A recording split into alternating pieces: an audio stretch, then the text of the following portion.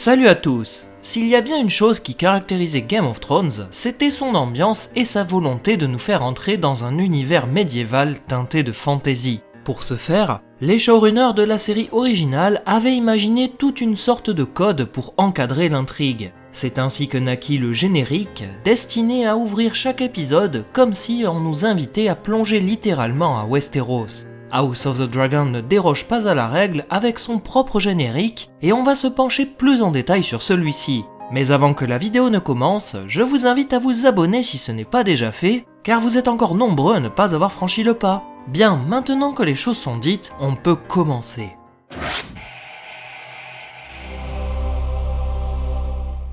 C'est vrai que ce petit son nous renvoie des années en arrière lorsqu'on s'impatientait à l'idée de découvrir un nouvel épisode de Game of Thrones. Ce petit spot était suivi par le générique de GOT et c'est aussi un excellent moyen de rentrer dans l'épisode. HBO avait opté pour une carte afin de nous aider à mieux spatialiser les personnages et leurs intrigues. Ce n'est pas un hasard si l'on commence par une carte avec Game of Thrones. Pour moi, c'est un petit clin d'œil à J.R.R. Tolkien qui disait la chose suivante, je cite: « J'ai sagement commencé avec une carte et j'ai adapté l'histoire, généralement avec un soin méticuleux pour les distances. L'inverse conduit à des confusions et des impossibilités, et de toute façon, c'est un travail pénible que de composer une carte à partir d'une histoire. » Game of Thrones a fait la même chose, partir d'une carte pour nous présenter un univers vaste et complexe. J.R.R. Martin a toujours été un amoureux des études géohistoriques, et cela se ressent car son univers suinte de références qu'un historien ou géographe saura facilement déceler. C'est d'ailleurs ce générique qui faisait la force introductive de chaque épisode, et à mon sens, passer le générique de GOT pouvait représenter un risque de ne pas saisir toutes les subtilités de l'univers. Et puis on ne passe pas le générique de Game of Thrones, c'est un sacrilège hein. House of the Dragon se devait donc de proposer un générique à la hauteur de celui de GOT, avec un premier épisode introductif qui ne présentait que le strict minimum avec l'emblème du dragon Targaryen. Le générique s'est dévoilé dès l'épisode 2. Pour ma part, je trouve le résultat satisfaisant du point de vue des images, même si côté musique, j'aurais préféré une nouvelle musique plutôt que de réutiliser la même qu'il y avait dans Game of Thrones.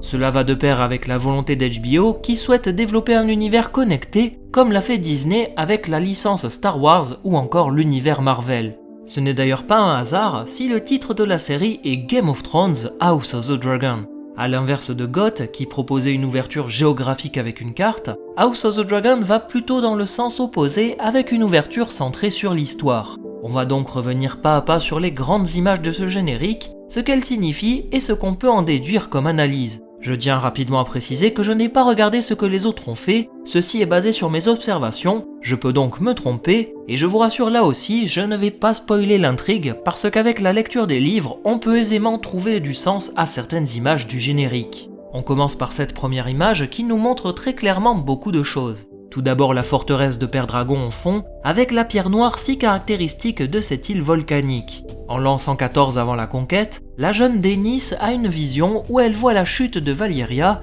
et elle encourage son père Aenar Targaryen à quitter la capitale impériale pour aller s'installer ailleurs.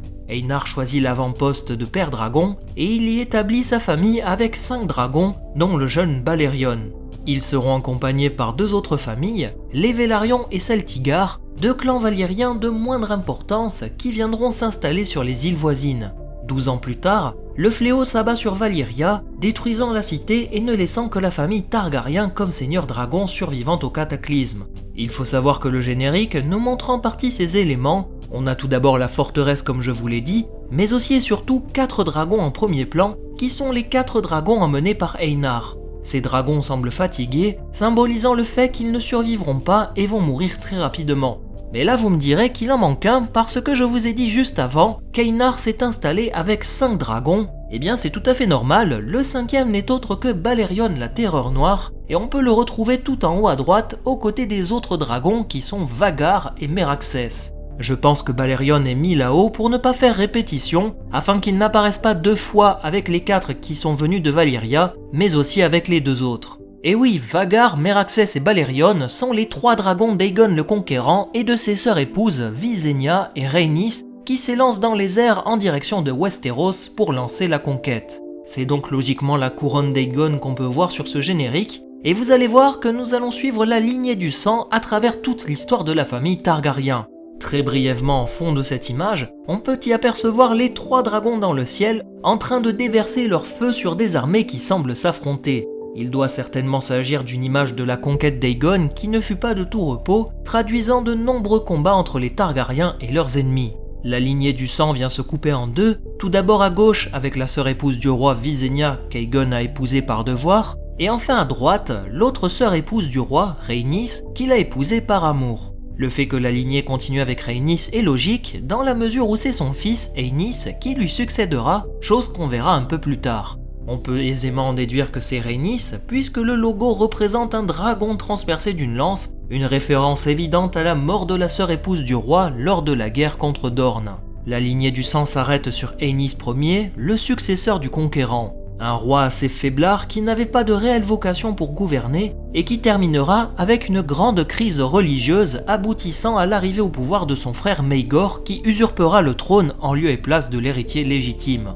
Maegor étant le fils d'Aegon Ier et de Visenya, la lignée du sang s'est arrêtée pour lui puisque Maegor n'a pas eu d'enfant. C'est d'ailleurs pour cela que la lignée du sang zappe Maegor, ce roi n'ayant pas laissé le meilleur souvenir au royaume, en plus de la présence de rumeurs qui disent qu'il ne serait même pas le fils d'Aegon, mais que Visenya l'aurait conçu avec de la magie. C'est très certainement son emblème qu'on voit sur le côté. Passant sous un long pont ou tunnel avec des années de conflit, la lignée royale arrive jusqu'à Jaehaerys Ier et son épouse Alysanne Targaryen.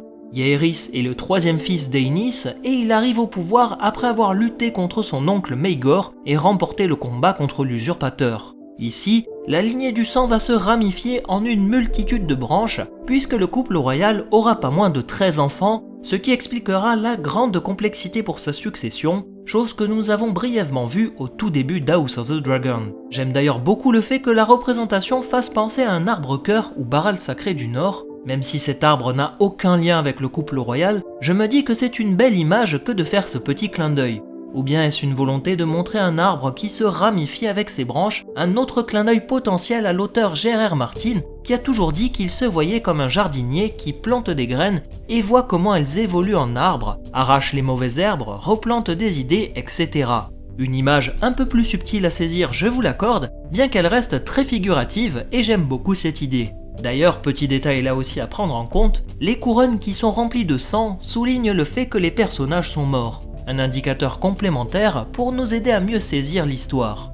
La prochaine image représente le prince Baelon et Alyssa Targaryen, sa sœur épouse, et le fait qu'il y ait un emblème de main du roi à droite n'est pas un hasard, puisque Baelon a été la main du roi Jaehaerys, son père, entre l'an 99 et 101. D'ailleurs, pour l'anecdote, c'est Otto Hightower qui sera nommé au poste de main du roi après la mort de Baelon, comme quoi tout prend racine ici. Baelon et Alyssa sont par ailleurs les parents de Viserys et Daemon, ce qui explique que la lignée du sang continue et qu'elle se sépare en deux. J'aime beaucoup le fait que la coulée de sang se coupe en deux, comme pour symboliser le fait que les deux frères vont suivre des voies diamétralement opposées. En fond, il est très difficile de savoir à qui nous avons affaire. Je pense qu'il s'agit de la lignée Velaryon que nous voyons car les couleurs bleues et l'emblème en fond me font penser à l'hippocampe des Velaryon. Étant donné qu'ils ont du sang royal en eux grâce à des mariages, mais aussi avec leur lien direct avec Valyria, il est logique qu'ils soient dans le générique. La suite ne laisse aucun doute, on a affaire au roi Viserys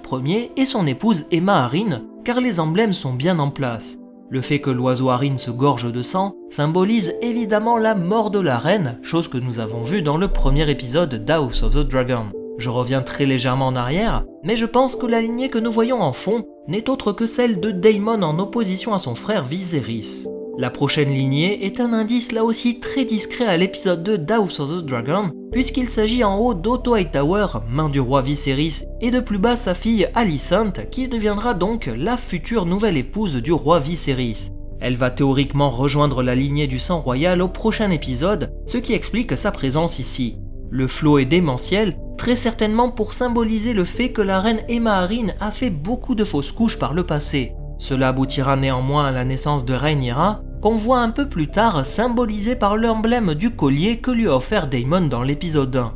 Un collier en acier valyrien pour rappeler son héritage et renvoyer à l'antique cité de Valyria encore une fois. Le flot de sang continue et nous amène à passer sous une grande fresque dont je n'arrive pas totalement à décortiquer les symboles. De gauche à droite, j'ai l'impression de voir les Baratheons, les Hightower, les Nerbosque, la maison Dustin, les Piques, le lion Lannister, l'hippocampe Velaryon, le loup Stark, et je n'ai pas la moindre idée de celui-ci, et enfin le dernier, j'hésite entre les Tully et les Arryn. Une fresque qui représente beaucoup de choses pour ceux qui ont lu les livres, le fait que cette fresque soit craquelée en haut pour symboliser des potentielles fractures, la présence des grandes familles du royaume, le dragon noir au-dessus du trône de fer et les autres dans le ciel. Bref, on ne va rien dire pour ne pas spoiler House of the Dragon, mais j'ai clairement mon idée concernant l'interprétation de cette fresque. Le générique se permet de conclure avec une vue d'ensemble de ce grand arbre généalogique des Targaryens, avec des strates en fonction des générations, des lignées qui s'arrêtent car elles n'aboutissent à rien, et d'autres en fond qui continuent et qui vont être amenés à se croiser très régulièrement pour former de nouvelles branches, ou bien à ensanglanter les personnages qui vont mourir au fil de la série. Valar Morghulis, tous les hommes doivent mourir comme on le disait si bien pour Game of Thrones. Une phrase qui est totalement d'actualité et qui va de pair avec le générique de House of the Dragon. C'est sur cette note tranchée que s'achève la vidéo, en espérant vous avoir aidé à mieux saisir les symboles cachés dans ce nouveau générique. N'hésitez pas à me dire si vous avez d'autres interprétations, en particulier sur la dernière fresque, mais pensez bien à mettre les bannières spoil dans vos commentaires, on ne sait jamais. On se quitte en musique et on se dit à la prochaine pour d'autres vidéos, analyses et explications. Bye tout le monde!